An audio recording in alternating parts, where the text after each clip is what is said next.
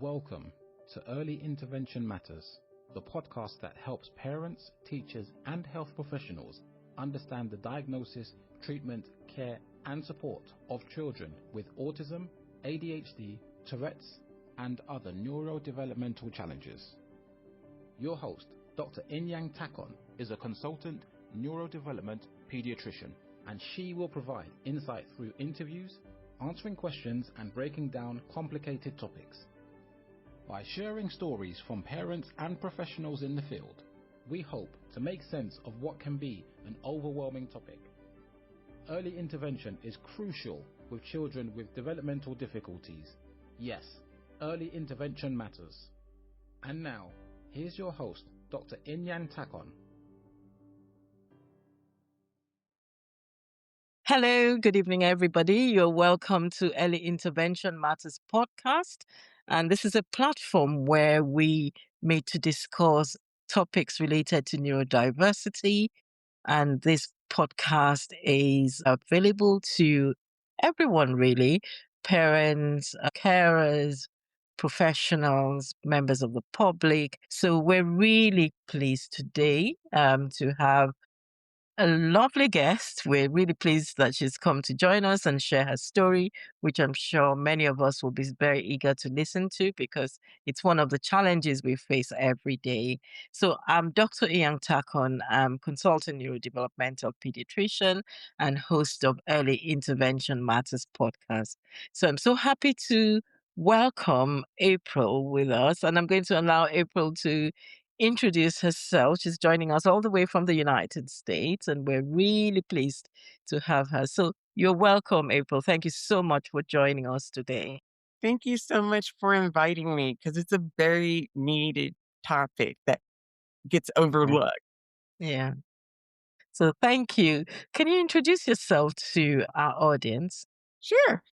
So my name is April Ratchford. I am a licensed occupational therapist here in Kentucky in the United States. I was late diagnosed autistic, figuring it out as I started the podcast. Prior to becoming an occupational therapist, I was a nurse for 16 years and switched my major when my son finally got his diagnosis.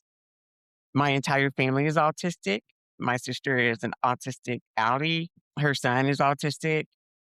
Daughter's autistic, and her youngest son is also autistic, but every single one of them have degrees. And I started this podcast for my own son because he had difficulty transitioning from high school into the adulthood. There was no transition for him. They gave us a piece of paper for voc rehab, and that was it. And I was like, I'm sorry, that's it. Because by profession, I do long-term care rehab. I don't do anything with pediatrics. And so I had to get out here and OT my own kid because there was nobody out there to do it for him. He ended up going to college after I kept him out for a year because he wasn't mature enough to do his ADLs on his own. He went to college, did horribly the first time around at 19. And that's due to a lot of executive functioning, the maturity that when you're on a college campus, you are fully independent. So your schedule is your own. He failed out. He came home. He was depressed. He was sad because he wanted to do so much. He had dreams of his own. He wanted to be a video game designer. So I had to figure out, how do I get him from A to B? And what I made him get a job so he would have to interact with people and understand you can't just lay around and play video games all day. I'm not going to be here forever. So he worked at Kroger's for a couple of years, and then he realized this is not what I want to do for the rest of my life. I was like, great, you got the picture. We figured out there are universities here in the United States that have autism-specific supports. And he ended up being accepted at Marshall University, who I am so grateful for. They really cater to their neurodivergent population. So like when other schools shut down for holidays, they don't. They allow the students to keep staying on the campus and keep on schedule. They just have Yeah. to let the housing know they're staying, and so their meal cart isn't shut off. So my son did that. His first semester didn't go as well as he would like, grade wise, but I told him, I'm proud of you. You've made friends outside of a computer. You learned how to ride a bus in a different town. Mm. You don't call me anymore. You handle it yourself. You're advocating for yourself. Mm. So you didn't fail. So the spring semester, he figured it out and he came back with a 3.08 GPA. And he's Wow. now in summer school toting an A in English. Wow, that's an awesome story. Congratulations, April. Thank you. And I'm so pleased that this is the reason why I brought you here because I connected with you on Podmatch, and because of my field of neurodevelopmental pediatrics, one of the difficulties that we face is actually long term. We're very much in the medical model, and we see people, we do the assessment, we do the diagnosis. Part of my frustrations had always been the holistic support for young people going through this journey. Now, the diagnosis, yes, you get the diagnosis, but what happens after? And one of the things that used to break my heart was when, exactly as you said, when you received your transition to adulthood, it's like, is that it? When I saw the face of the young people just drop and the parents just feeling, so what's going to happen? You could see the heart sink in a lot of the families. And I would never forget a young boy who, almost challenged me when he was being discharged, when he'd been seeing me for a long time. And the mother said, this is the last time you're going to see Dr. Takon. He said, why? And the mother was explaining, you're going to adult services. He said, but I'm not ready to go yet. And the mother said, well, when you turn 18, you have to go. And he said, no, but does everything just change when I'm 18? I still got the difficulties I had before. And that really stuck with me for a long time because he was right. And all the things he was saying was right. And there was nothing else that was going with him. And people were just dropping him from other services. Oh, you're 18 now, so bye. And I just kept feeling for these families because the truth is they were going to now navigate the world on their own. And so when I saw your podcast, I said, no, I really want April to come in and speak to our audience. So you've told us what led you into occupational therapy and podcasting. How has your lived experience shaped the way you understand autism compared with just anybody having the training? So, what I've really discovered is when you go through school, you get a lot of the pediatric, you get a lot of the medical model, but we forget that they're turning into adults. So, their brains are still growing, not going to be 25 before the brains fully stop growing, but they still are mature wise behind their peers. So my thing is why is this a huge drop off? Where are all the Mhm. other therapists? I'm like, they still need us. They need executive functioning skills. They need the social skills. They need to know there's still nothing wrong with them. They're just fine. They just have to think a little bit different outside the box and that they can get to where they're going. We just have to figure out a way to get them there. We did it when they were kids. Why can't we do it when they're adults? Absolutely. Absolutely. And we've created this age, which when we actually look at things, we shouldn't really be sending them off at 18 in the technical neuroscience side of things, because we know that their functions are behind compared to a child of chronological age. So technically shouldn't be doing that, but the systems and everything, we've got a lot of problems here in the United Kingdom. I don't know whether it's the same in the US. It is very much the same because even though they can technically be pediatric until they're 21, many parents don't know that. They don't know. They're like, well, what does occupational therapy and speech do for my kid after 18? And I'm like, a whole lot. We can take them into the community and teach them how to grocery shop, bills, executive functioning, what jobs fit them, what jobs they shouldn't have.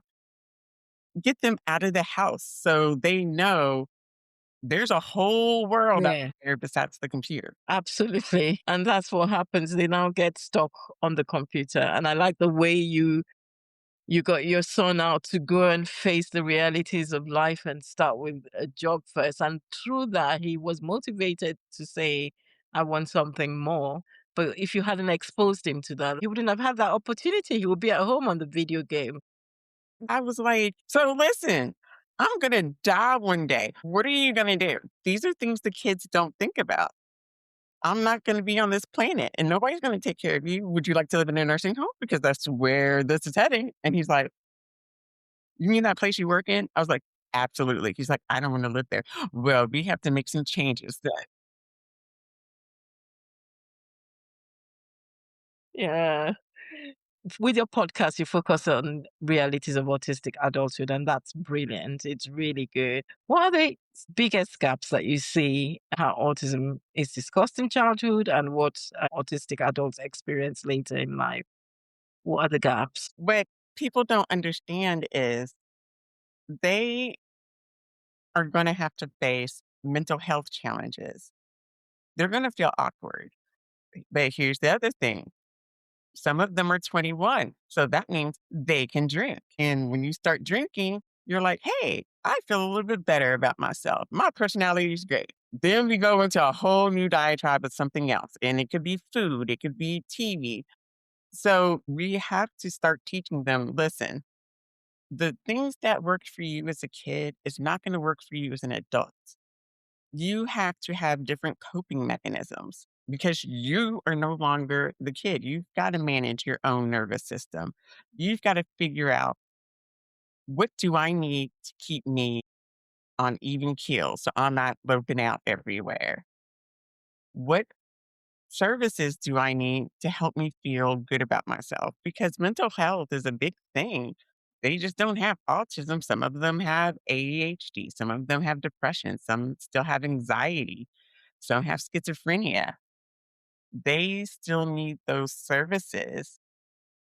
And they need to understand that there are neurodivergent counselors and therapists out there that understand what autism is and what it means and how to navigate any other comorbidities that they may have because they're not the same as their peers. Yeah. Everything is elevated. And that's true. And I reflect on this with my clinical work because a lot of what I'm really pleased about the podcast sessions, it just helps me look at my clinical work, what happens. We work according to guidelines and plans of what we're expected to do. So even when you know that that young person needs more, you're bound by the system. You can't do much more than what the system has programmed you to do. And it's such a clinical model that a young person comes in and is like, okay, that's done. You go away. It's even much more difficult now because of the demand for the services. We don't even see them for long term review. So once we do the diagnostic assessments and we give them the diagnosis, many of them are discharged except they have any other comorbidities like ADHD. So what happens? We never see these young people again, and many of them are at school where nobody gives them that personalized care. And so I think the dangers of transition is even worse now because things have even contracted so much that the resources out there are not even there for them. So parents are literally left navigating most of this on their own, which is really sad. And so from your adult focus perspective, what should we be doing preparing children with autism from the very beginning? To learn to advocate for themselves and let them know your meltdowns are your guidance system. That's how you know stuff is wrong. Because we've always taught them, okay, you're melting down. You shouldn't be doing that. That's not cool. Or if they need fidgets, that's not normal. You don't need that. What are you talking about? I'm at work, and if I feel the need, I will spin in my chair. just to get my input. But we also need to prepare like educators and the parents saying, okay, what do we need to do to make sure they're independent and not handheld? And they should have the same opportunities as their peers in middle school to figure out their path. Like if they want to do video game design, I know that cringes for most parents, but some of them love that aspect because it does give a solo, I ain't got to mess with anybody. It gives them an option. Mm. And we also need to tell therapists, hey, we need to stretch these plans out and not just say, okay, 18 parents go, because the parents still need us. Because they're Yes, like, I'm not a therapist. And I get it because I'm a therapist. And I was like, I don't do peds. What am I supposed to do with this kid? It's exhausting. it is. It is. And if it's a family that have more than one, you can imagine how challenging it is without the support, because there is the having to support your autistic child, and then you've got other children who don't really understand, and it is quite a lot. And I think this is one thing that we don't really think about when we're faced with families that they have this journey to go through. And so if you could change one thing about how early intervention services support autistic children, what would be your recommendation? Let them have insurances for coaches and therapists online. We have everything else here. We're podcasting from 2 different countries. They can talk to neurodivergent adults that understand them and understand what their nervous system is going through and help them get to where they want to be. We need more therapists out after 18 working with young adults. They want to be independent, they just don't know how. And we can show them the way. Absolutely. I love that message. They want to be independent, they don't know how. And isn't it sad that at the time when they really need that help drops off? Right. It is quite sad when you think about it, that they are getting parental guidance to a particular age, and at the time they need that support to actually navigate independence. Even for a neurotypical child, now, independence is not easy. So you can imagine a child with autism trying to navigate that without the support. It's quite hard. And just for our audience, April, what would you define as independence? Independence, in my opinion, is when they're able to perform tasks on their own, but realize I need help and initiate, hey, I need your help to help me understand what everything is going on. Because if we don't teach them that, they're going to sit here and they're going to bomb. And then they're going to feel worse. Yeah. And so, what do you recommend as practical strategies that families can use to support daily living skills without overwhelming the child? So you have to be realistic where your child is. Because as parents, we have this elevated sense of where we think our child is versus where are they really? What do they need help with? Because for my son, I knew he was smart. I knew he was brilliant. Yet we were not doing our own laundry and brushing our teeth and taking a shower. And I was like, okay, you have to start small and build. Like once they can write out their own schedule, teach them. Adults do this all the time. Write out our schedules. Keep writing your schedule and stay on it. And they will get it. Just take one task at a time and understand they also know they're adults. So you may get some little pushback because they know they're adults. Don't throat punch your kid because I wanted to throat punch mine, but they are young adults. You cannot treat them as children anymore. So when they ask you a pertinent question about your parenting skills, you got to explain it to them like an adult, even though you want to shake them.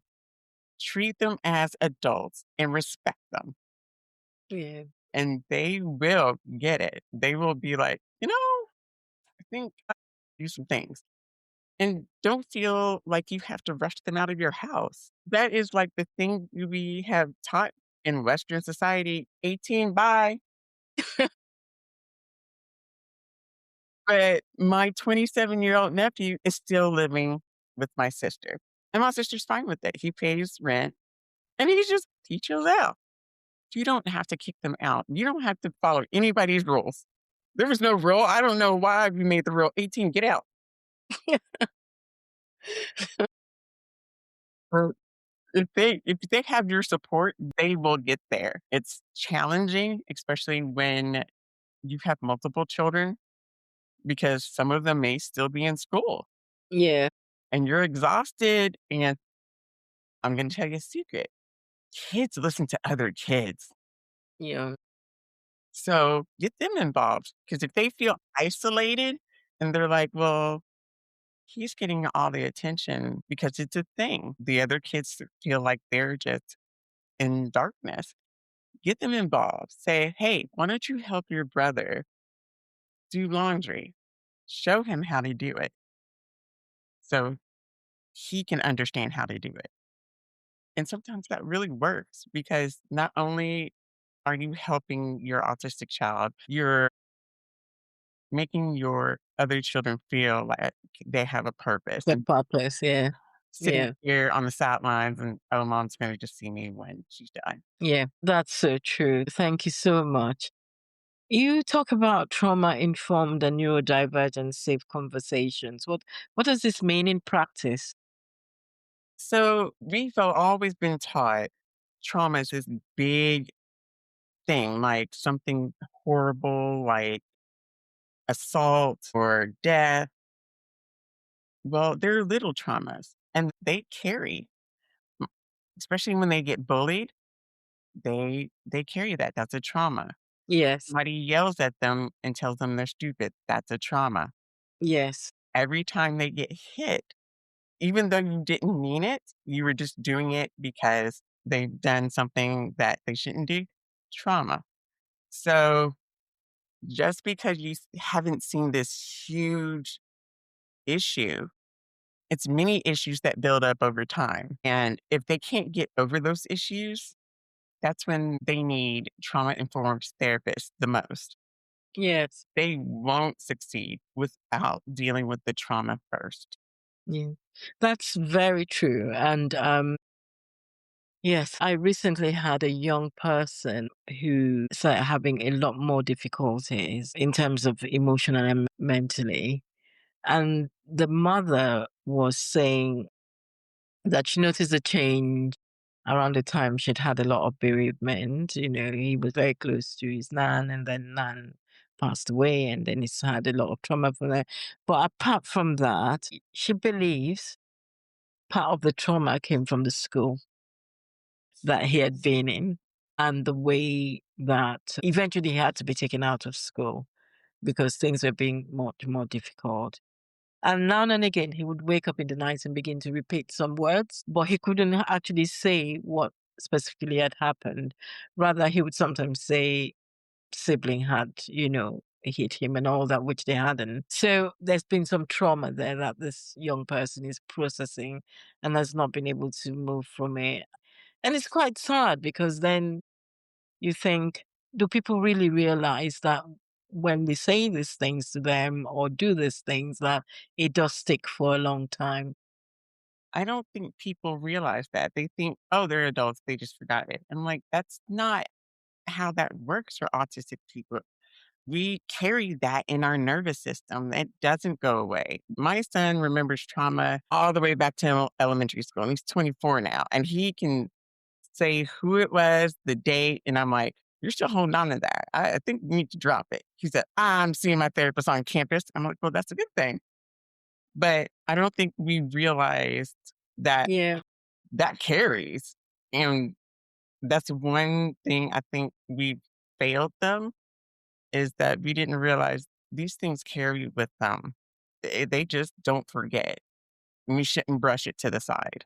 yeah, absolutely. So, what would you advise teachers? How would you advise that culture to be? I don't think people talk about it enough. I don't think in the training and teaching and all that people realize the impact of this enough. I feel like educators, they're giving this lot of kids, and you may have ADHD, you may have autism, you may have one that is intellectual disability. But one thing that we always learn, kids learn from other kids. So Yeah.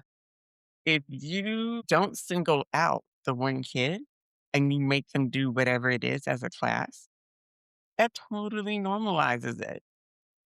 When I was doing first steps, I would go to the daycares and I wouldn't just have the kid by himself. I took his whole class and we did all the things I would do with an autistic child. And it ended up that kid started speaking because the other kids, they follow just their kids. So they're going to follow whatever other kids. Yeah.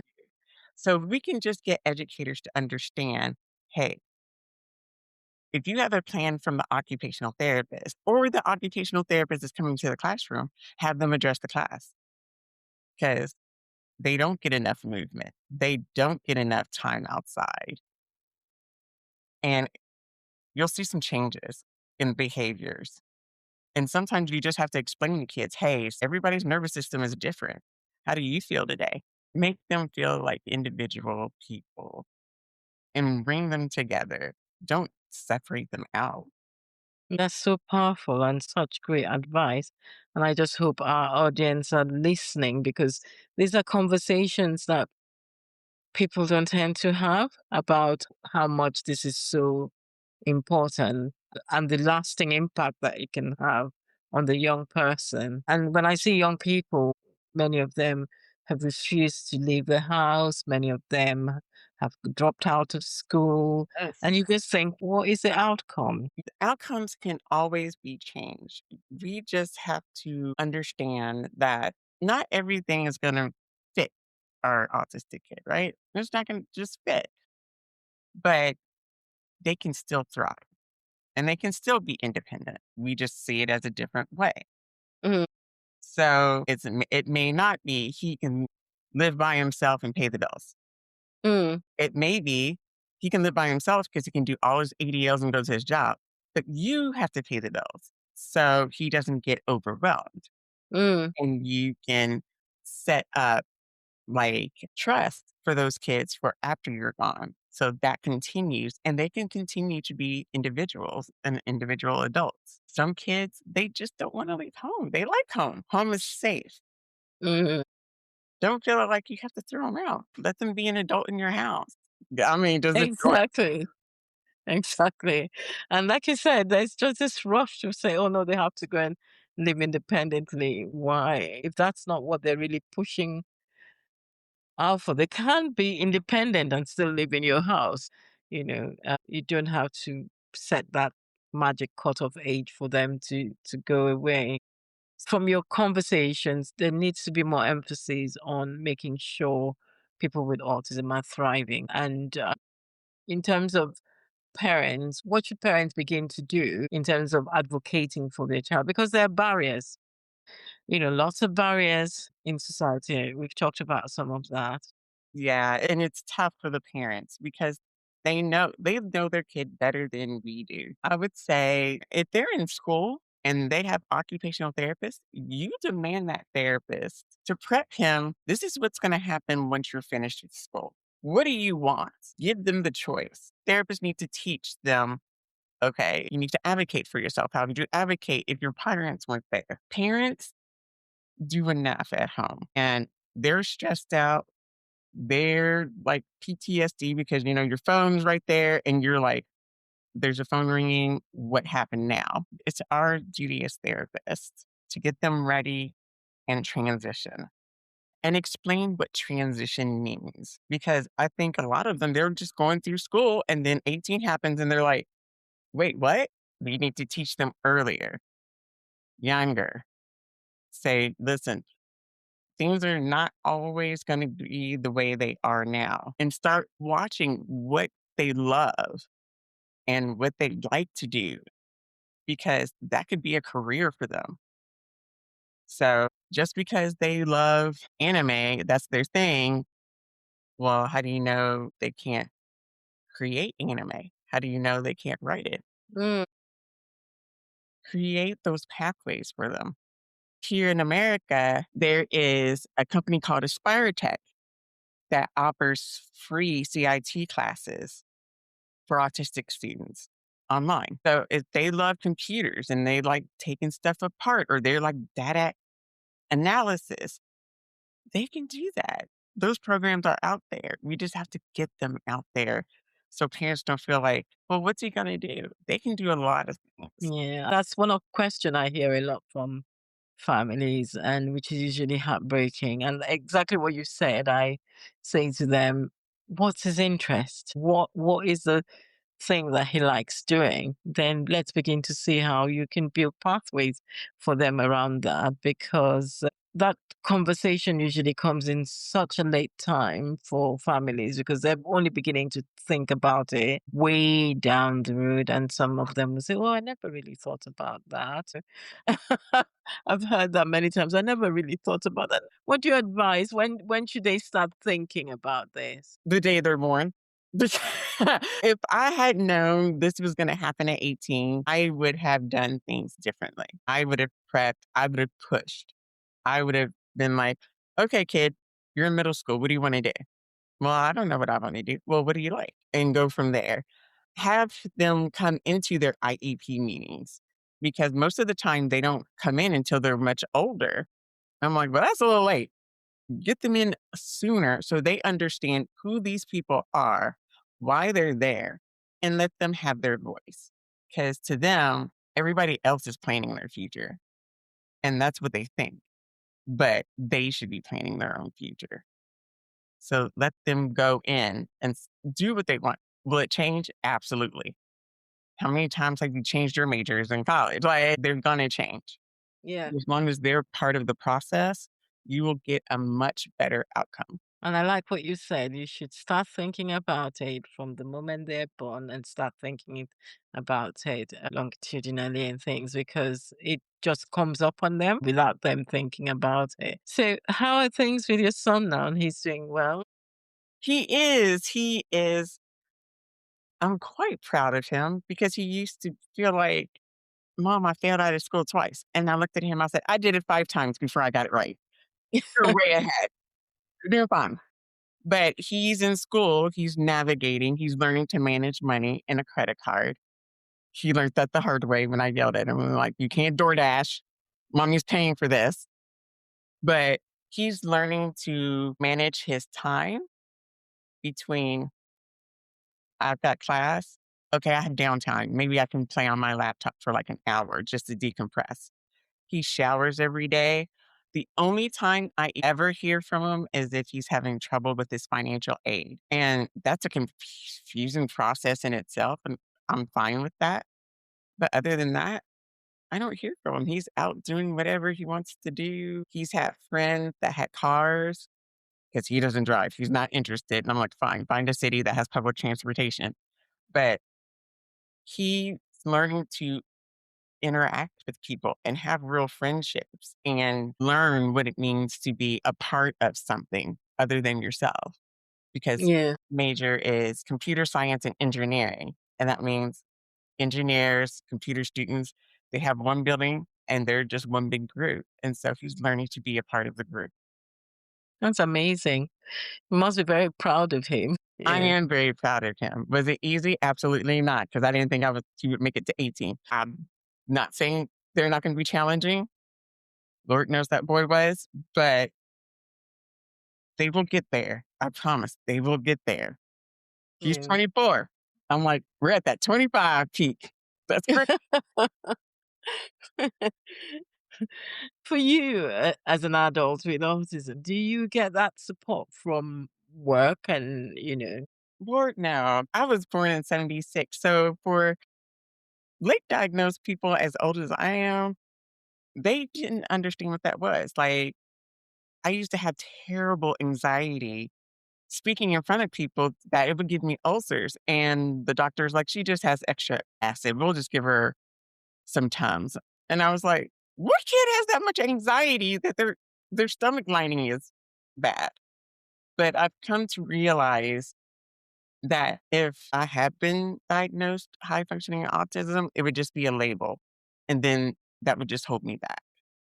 So I just do what I do and I go to work. I tell people I'm not in the mood. The mask is off. Don't try me. But I just Yeah. navigate. Like if I need time away, I will sit in my house. Yeah. The emphasis has been so much, okay, let's get the diagnosis, let's get the diagnosis. But I think the world needs to move on to say, yes, people have the diagnosis so that you can understand them better. But now the real work starts in terms of how are you going to support these young people to become independent young adults functioning in society. And I think that's where it needs to move to. You were diagnosed as an adult. What was it like, that journey before you got diagnosed, and what led to that point where you then got assessed and diagnosed? And did it make any difference? It gave me aha moments and it made me think, what if I had supports in place in school? Would I have failed 5 times out of college? Would I have like the capacity to understand bills, credit, all these things? But also, what she was saying about masking is that it's okay to mask. And we teach our kids this when they're young, because what parent hasn't said, I need you to hold it together in school and then you can let it go when you get home. We're teaching them to mask to kind of mimic other students and not be themselves and then expect them to function. That's exhausting.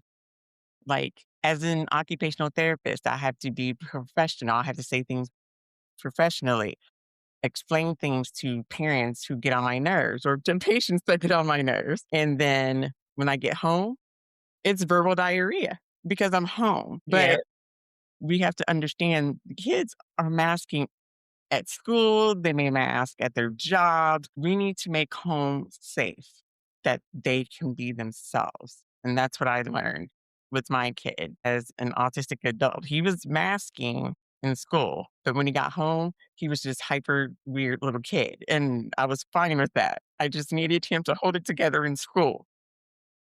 You just need to Yeah. know home is safe. This Yeah. is safe. And to find people they feel safe with to take their mask off. Yeah. Not everybody gets the Yeah. opportunity to know you. Yeah. That's earned. Yeah. But what about for you? Would you say you were masking a lot before you got your diagnosis? I would try to fit in with other kids. So whatever they liked, I liked. And I didn't want to step out and be too weird because everybody knew I was a little different, but they didn't know why.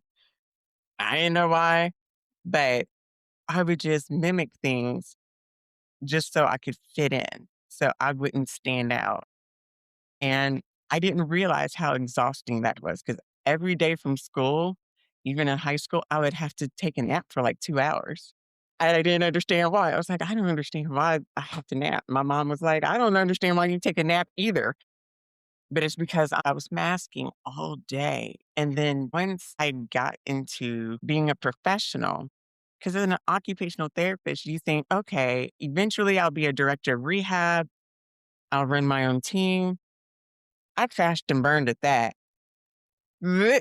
I've been fired from jobs and been horrified of why I've been fired. And it's devastating to get fired if you don't know you're autistic because you can't explain why you do the things you do Mm. or why you say the things you say.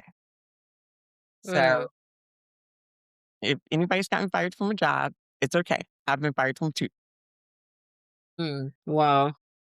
And so when you then have the diagnosis, did it help people to understand you better? Actually, yeah. They're like, oh, that's why you do the thing. Yeah, that's why I do the thing.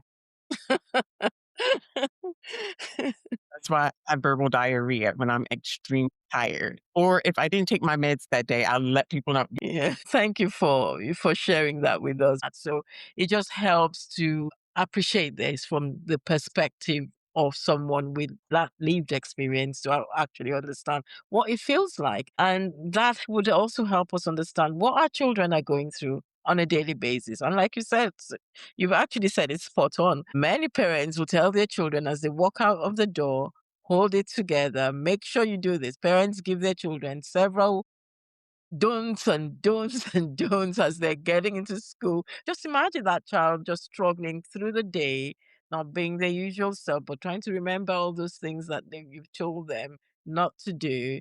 And then the minute they come out of school, they've just let it out. They are completely decompressed. And I think it's very important for us to understand what is happening to everything that young person is exposed to during the day and why they feel the way they do. So thank you so much for sharing. Now, talking about your podcast, which has been very, very successful with millions of downloads, why do you think people are hungry to hear when it comes to autism? Think it's because a lot of people have never met an autistic occupational therapist. Because a lot of the times we hide who we are because we're supposed to be therapists and we can't be weird. And when I run my podcast, I just say whatever I want and I let my guests say whatever they need to say. It's not cutesy, it's not very over prepared, it's in your face, understanding why you do the things you do. And what happens when you try to rearrange your own self just to fit in a box that you don't need to fit into. So I make Yeah. it so laid back.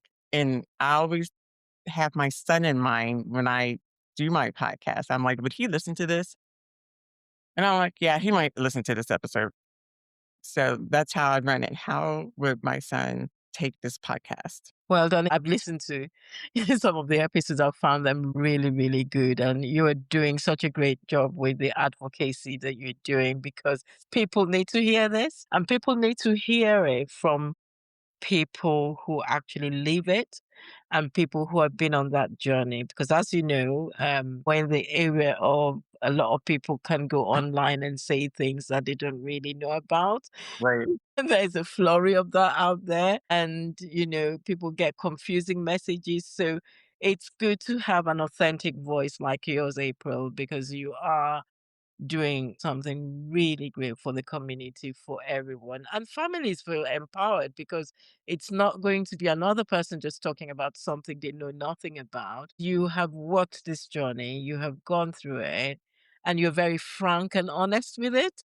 And so they just know I'm not alone in it and giving them hope. I have learned so much even from listening to you as a clinician who's been doing this for over 20 years because it's an honest gap that happens. I feel completely paralyzed when families are asking me questions in the clinic room. Dr. Takon, what happens? So this is it. What happens? And I'm sitting down there because I don't know what happens. I don't know where they can get that help. I don't really know. And I do want to help them, but there is nothing to signpost them to or some practical advice to give to them. And that's why I really appreciate you coming on to share this with us. What would you say to your younger self? Girl, you're fine. Just be you and follow what you really want to do. You're just fine. Figure out what you want to do. You don't have to go to college if you don't want to. Yeah, Like, you can go later. So, yeah, absolutely. Awesome. And so, what would be the advice for parents? Your last advice for parents who are listening to this, who want to support their young people better? What can they start doing differently? So, someone will be listening to this and think, gosh, I like what she said. What can I do? Is it too late to start? it is never too late to start and really sit down with your kid and say, what do you want for your life? And sometimes that makes them really think and they start talking and get to know your kid because we're so busy being parents, we don't know who they are. Say, hey, what do you like? List all the things you like, and they will be so grateful for it. Because sometimes nobody has ever asked them that question. No one's ever Yeah, asked. yeah, it's true. and they've kind of lived this life of dependence. Nobody's ever asked them. And for professionals, what would you say? So professionals who are looking after young people with autism, clinicians, therapists, what would you say to them? It's time we prepare them for their future like we would any other kid because they do have futures after 18. Thank you. That is such a powerful. And in our conversation today, I just said, why are we just putting an arbitrary number? And when they get there, it's almost like, yeah, you're gone. That's, what happens? And this is a question I'm asking everyone here listening to reflect on that. 18 is it doesn't stop their growth and their learning. They need to be able to learn that independence. And I hope everyone that's listened to April has, taken something out of this to go back and support these young people who want to grow to be independent people. So how can we find you? How can listeners find your podcast? How can they follow your work, your resources? So I actually created a website for once, and it's adultingwithautism.com. It lists a lot of the things that I really liked from guests, where they're created cards, books. I've listed some coaches because some of the coaches will do sliding scale if you don't have the money and they're neurodivergent. I'm on Apple, Spotify. If you've got a podcast, I'm probably on it. So everywhere podcasts are played. I'm on Instagram and Facebook, but I usually just post my episodes, downloads there, but you can find me Yeah. and I will answer. Yes, yes. And I've listened. I would like to encourage everyone to find April and listen to her episodes because her episodes are good and she talks real stuff about adulting with autism. And we will also put those links when the podcast comes out. So I just want to thank April one more time. Thank you so much for this inspiring conversation. It's also a conversation that's made me reflect on my own practice as well. And I'm sure many clinicians listening will be reflecting on their practice. And there is a message for us. We need to change how we look at transitioning to adulthood. We need to look at things differently because these young people have a life ahead of them. They want to be independent. They want to have a job. They want to have a sense of purpose, a sense of achievement. And we should be there facilitating this.